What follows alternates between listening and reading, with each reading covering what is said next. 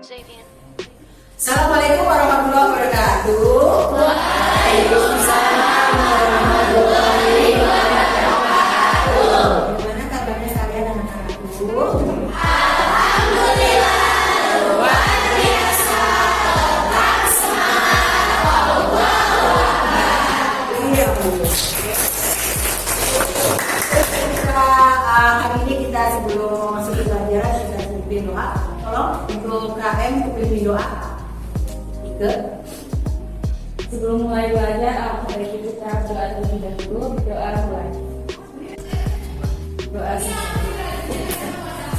Oke, mulai dengan alhamdulillah ya kita hari ini bisa bertahan hidup sama Allah. Kita masih diberi kesempatan untuk apa sayang? Untuk tetap beraktivitas dalam keadaan sehari-hari. Semuanya hari ini siapa yang nggak masuk atau semuanya masuk semua hari ini?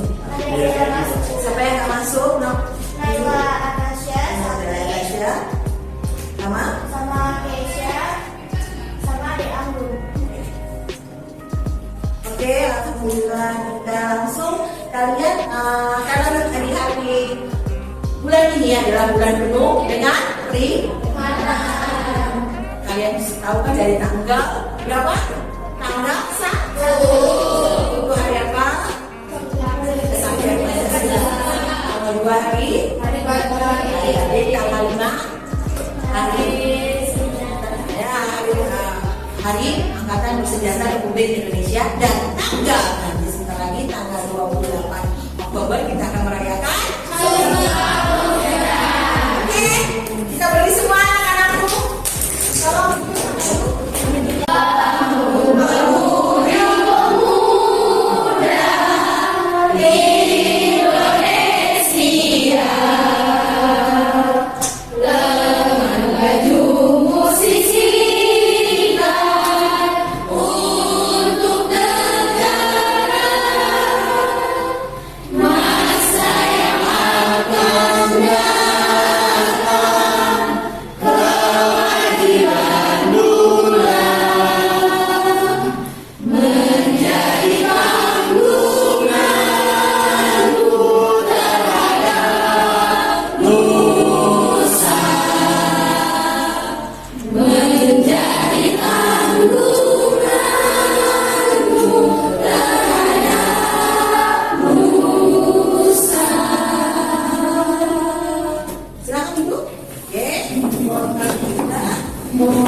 Ya, ada pertanyaan ini dari siapakah Bapak Proklamasi Indonesia?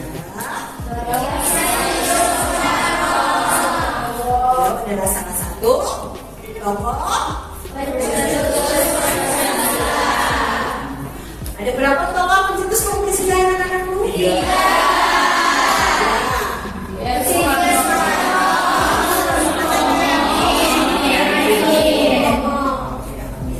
Siapa yang tahu apa persamaan dan perbedaan pendapat dari tokoh pendiri bangsa? Oke, silakan. Persamaannya yaitu semua tokoh mengusulkan dasar negara yang mengandung 5 nilai pokok yaitu ketuhanan, kemanusiaan, kebangsaan atau persatuan, kemusyawaratan dan keadilan. Semua tokoh mengusulkan dasar negara dengan tujuan untuk menjadi dasar hukum bagi sistem kenegaraan dan pemerintahan Indonesia yang merdeka dan berdaulat. Didasari oleh semangat yang sama yaitu semangat nasionalisme dan patriotisme. Sama-sama ingin membentuk Indonesia juga. Nah, tapi di tiga tokoh ini ada perbedaannya pendapatnya yaitu Soekarno memiliki cadangan dasar negara. Jika kelima dasar negara itu kurang cocok maka akan diganti menjadi Pancasila atau 3 yaitu sosial nasionalisme, sosio demokratik dan ketuhanan. Jika tidak disetujui akan diganti Ekasila. Apa itu? Yaitu gotong royong. Itu perbedaan untuk Muhammad Yamin yaitu Supomo yaitu struktur sosial bangsa Indonesia bisa ditopang oleh semangat kesatuan hidup, semangat kekeluargaan dan bermusyawarah dengan rakyat. Untuk pendapat Muhammad Yamin itu lebih banyak menggunakan Alkitab atau kisah-kisah para sahabat Nabi. Itu saja pendapat dari saya.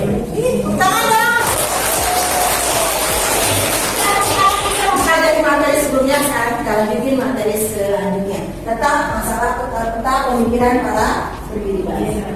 Kita masuk ke materi selanjutnya. Di sini kita masuk materi tentang peta pemikiran para pendiri bangsa ya.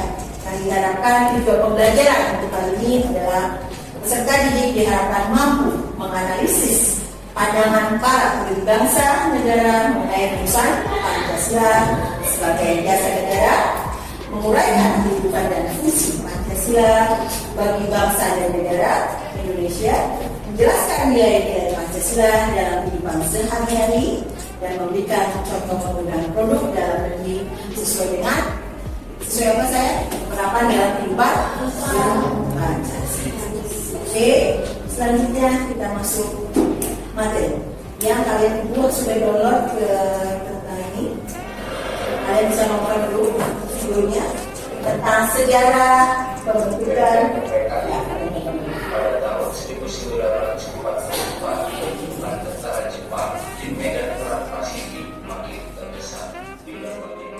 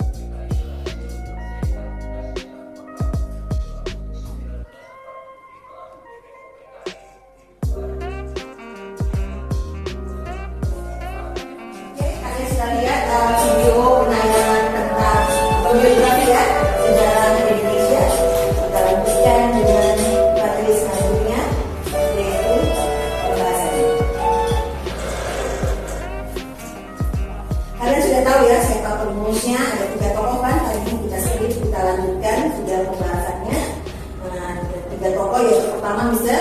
Muhammad Amin, Profesor Supomo dan sudah tahu dari ini minggu sebelumnya yang kita bahas. Oke, sudah tahu tentang akhirnya di mana dinamika rumusan Pancasila kita bisa memandang bahwa negara Indonesia itu ada dua kelompok dalam rumusan dasar Pancasila, yang mana kita bisa lihat struktur dari panitia 9 sebelum memulai Indonesia Merdeka itu sudah rumusan di adanya ketua panitia 9 yang mana membentuk Piagam Jakarta atau Jakarta Center, yang mana hasilnya sudah kalian bisa lihat ada di dalam Piagam Jakarta. Tapi ada perubahan kata urutan yang sudah tercetus dari Bapak Ismail Soekarno yaitu tanggal 1 Juni, di mana dalam sila berapa saya? Sila pertama pertama di sini kita bisa lihat perubahan prinsip ketuhanan pada Piagam Jakarta menjadi sila pertama, menjadi persoalan dengan kewajiban menjalankan syariat Islam bagi penduduknya. Terusnya dalam rumusan ini Piagam Jakarta ya, kita lihat dulu, flashback dulu ke Piagam Jakarta. Terusnya prinsip internasionalisme atau kemanusiaan, kita tahu dulu silsilah dulu, tetap diletakkan pada sila kedua. Namun disempurnakan yang menjadi kemanusiaan yang adil dan beradab. Terus prinsip kebangsaan Indonesia pada sila pertama dalam rumusan Presiden Soekarno menjadi sila ketiga pada Piagam Jakarta. Terus sila tersebut pada Piagam Jakarta menjadi berbunyinya persatuan Indonesia. Sila keempat itu mufakat atau demokrasi pada sila ketiga dalam rumusan Presiden Soekarno menjadi sila keempat pada Piagam Jakarta. Sila tersebut menjadi berbunyi kerakyatan yang dipimpin oleh hikmat pelaksanaan dalam permusyawaratan prinsip kesejahteraan sosial pada sila keempat dalam rumusan Presiden Soekarno menjadi sila kelima pada Piagam Jakarta. Sila tersebut menjadi berbunyi keadilan sosial bagi seluruh rakyat. Selanjutnya, hasil rumusan Piagam Jakarta kemudian disampaikan pada sidang BPPK yang kedua sedang berlangsung pada tanggal 10 sampai tanggal 10 pada tanggal 10 sampai 17 Juli 1945. Pada tanggal 3 Agustus, Komando Tertinggi Kemasyarakatan kita mengumumkan pembubaran. Tadi jadi BPKI dibubarkan terbentuklah PPKI, Persatuan Kemerdekaan Indonesia. Ternyata tidak segampang yang diomongkannya. Dalam sidang PPKI itu kita bisa melihat ada kelompok dalam rumusan Pancasila, ada kelompok pertama ada nasionalis sekuler yang mana memandang bahwa negara Indonesia itu tidak bisa didasarkan kepada agama atau secara spesifik pada Islam saja. Sebenarnya meskipun pemerintah agama Islam Indonesia memiliki jumlah terbanyak daripada agama-agama itu, yang mana menjadikan ini persoalan untuk sila perubahan dalam sila pertama di Piagam Jakarta. Usaha kelompok kedua yang mana nasionalis Islam itu mengatakan Islam bukan saja menyangkut moral, tetapi juga berkaitan dengan sosial politik. Jadi Islam tidak hanya mengatur hubungan manusia dengan Tuhan, tetapi juga mengatur hubungan manusia dengan inilah yang menjadikan argumen ini memandang perlunya perubahan pada apa saya pada susunan Pancasila.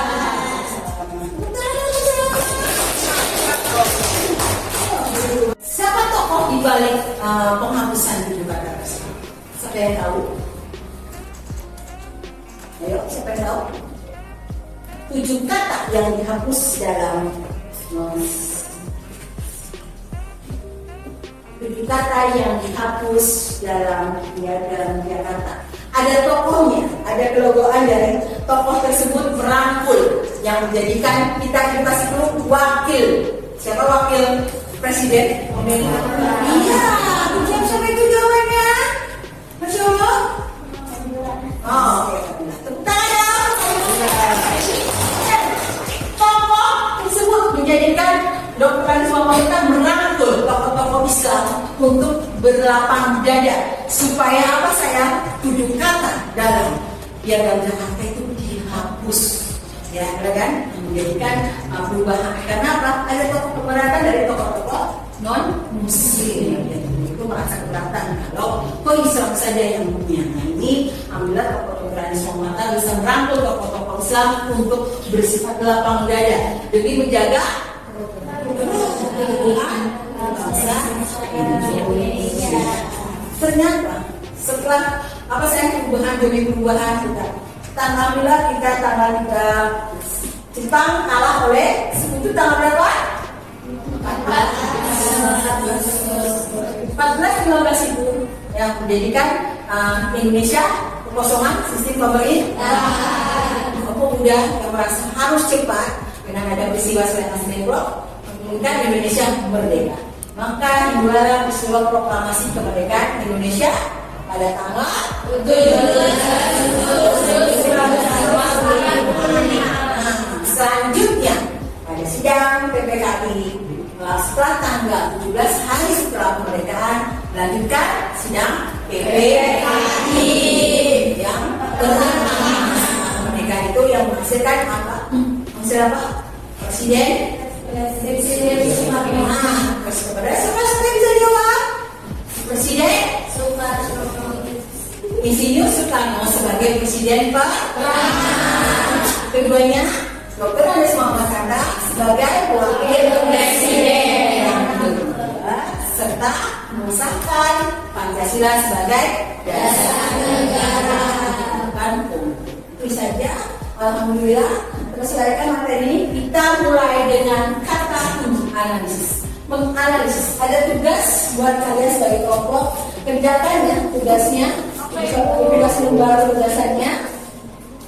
Serta penugasan refleksi untuk setiap kelompok ya. Nah, di situ ada pertanyaan dari Ibu. Tolong kerjakan dengan baik. Apa pertanyaannya? Analisislah. Ya. Apa saya? Analisislah dengan teman kelompok kalian masing-masing tentang pandangan pendiri bangsa terkait hubungan agama dan negara. Kedua, analisislah menurut kelompok kalian masing-masing bagaimana cara pendiri bangsa menyikapi perbedaan pendapat di antara mereka. Sama poin yang terakhir adalah analisa pendapat kelompok kalian masing-masing mengapa 7 kata dalam Piagam Jakarta dalam sila pertama hak yang bunyinya ketuhanan dengan kewajiban menjalankan syariat bagi pemeluk-pemeluknya dihapuskan. Kalau tidak dihapus, kenapa? Kalau masih hapus saja, kalau kerjakan ya sambil Ibu membagikan ya tugasnya serta saya membagikan sekali-kali mengerjakan tugas refleksi serta lembar kerja refleksi. Tugas kelompok ya dikerjakan. Silakan dikerjakan. Oke. Ini mana di sebelahnya sakit. Oh iya yang tadi sakit. Oh iya. Oke. Silakan kerjakan tugas kelompoknya. Oke.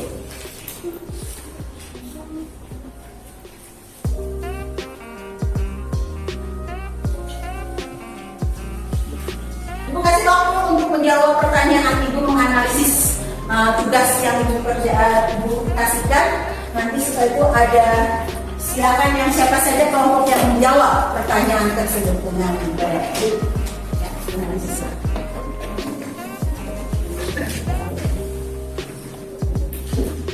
Ibu melebar ke samping ya, bukan meninggi. Jadi biasa. Kerjakan kelompok kalian hadir dirgam kerja biasa ya. Sambil apa yang kalian ingin bertanya kepada Ibu, silakan untuk bertanya lebih paham mengenai pemahaman materi. Barangkali ada yang ingin bertanya kan? Kerjakan.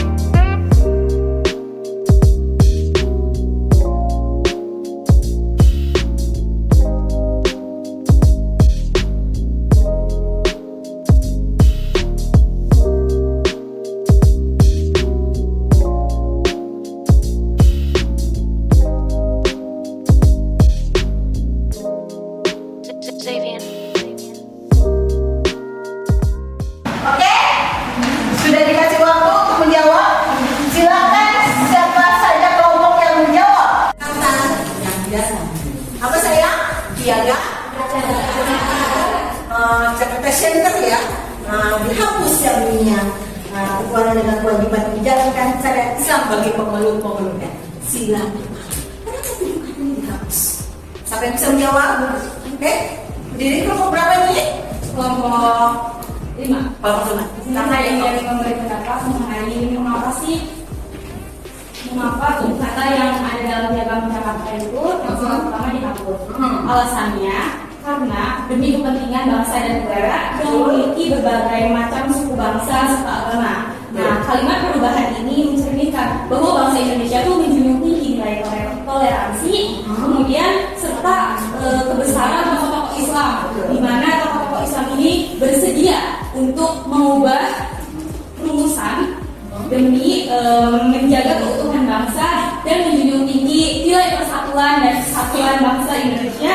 Maka tujuh kata dari Piagam Jakarta dihapus menjadi dan menjunjung tinggi persatuan dan kesatuan bangsa. Oke.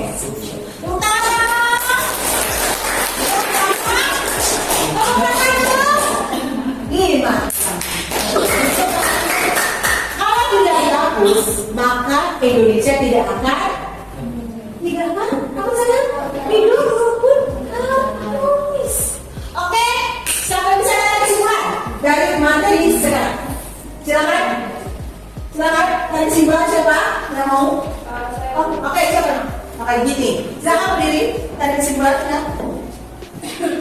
Jadi kesimpulan yang dapat pada materi kali ini yaitu kita belajar tentang pemikiran para petinggi bangsa. Yang mana terdapat 3 tokoh proklamator, yang pertama dari Soekarno, Sutomo, dan Muhammadiyah.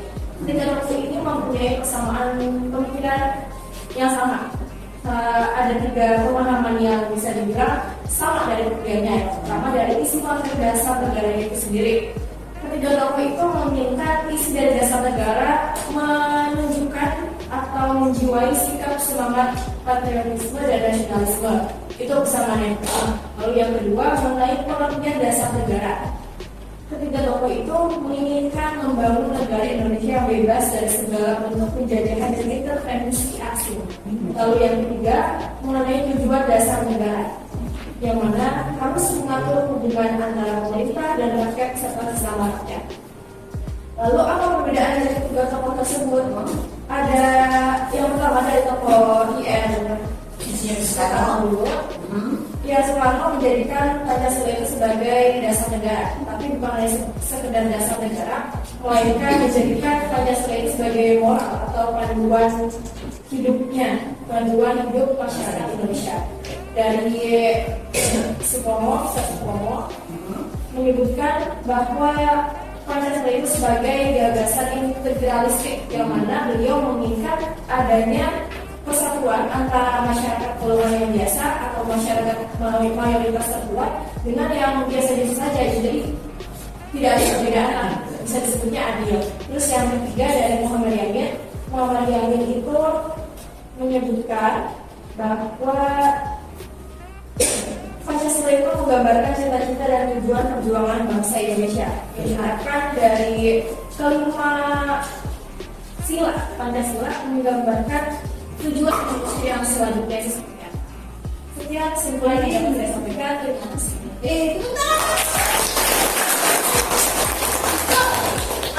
Jadi semuanya 3 tokoh pendiri bangsa menginginkan satu sebenarnya.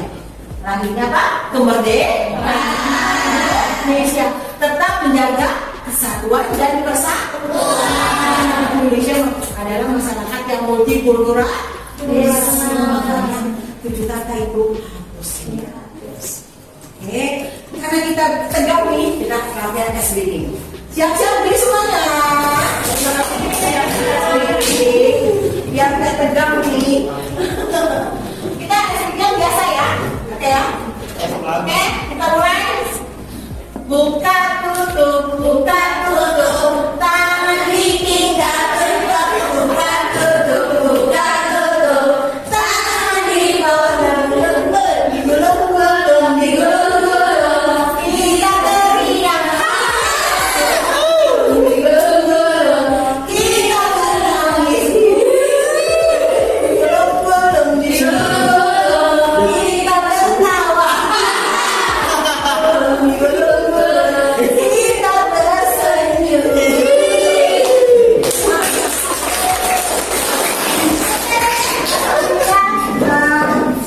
Karena memang masih berlaku ini biasa suka mengajarkan gitu ya untuk memang di dalamnya itu suka sekali ada cara siapa ada yang bisa menjawab pertanyaan itu dari ibu maka yang kasih hadiah ya ibu suka kasih apa saya hadiahnya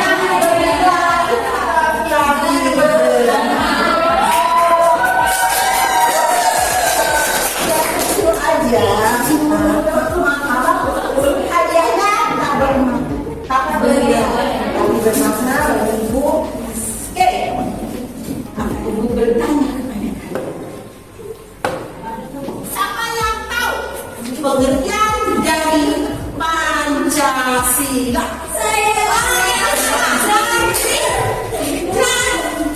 Jadi Pancasila berasal dari kata Panca yang artinya lima, dan sila yang artinya dasar atau prinsip. Jadi kalau digabungkan jadi artinya lima dasar atau prinsip. Oke, banyak. Mata bernilai mulai pada apa? Tapi mulai pada apa ya? Warna apa nih? Warna ungu silakan. Oke. Nah, cara apa? Sama bagus kasih 2 bintang. Ini masih. Oke, selanjutnya coba saya jawab nih pertanyaan selanjutnya. Kapan Pancasila dilahir? Oke, ayo silakan pilih. Pancasila lahir pada tanggal 1 Juni 1945, di mana di dalam sidang PBB PKI dan diputus oleh Bapak Insinyur Soekarno. Oke, bentar. Oke, silakan angkat hadiahnya. Ada sedikit hadiah dibagi biar seru-seruan saja. Dan sebelum mengakhiri pelajaran hari ini pasti ada penugasan ya. Ada penugasan yang ibu kirimkan lewat Google Form kalian ya. Nanti kalian kerjakan sesuai dengan ketentuan yang ibu berikan ya di situ. Kalian tolong kerjakan dengan baik dan benar ya. Makanya tolong tetap semangat belajar ya sayang. Ya, tetap meraih masa depan yang cerah untuk cemerlang. Sebelum kita baca doa, biasa ada apa? Ada pantun dari ibu.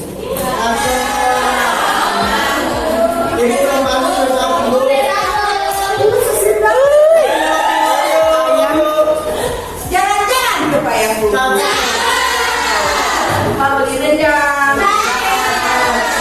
Durasi muda, pantang menyerah untuk meraih masa depan yang cerah.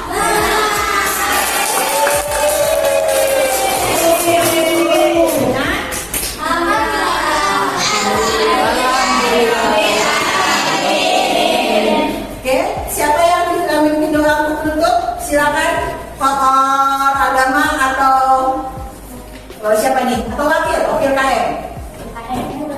Wakil KM sudah tokoh agama. Tokoh agama siapa tokoh agama di sini? Oke, ibu tuh suruh untuk dikit untuk memimpin doa untuk Sebelum pulang, baiknya kita berdoa di dalam hati pulang.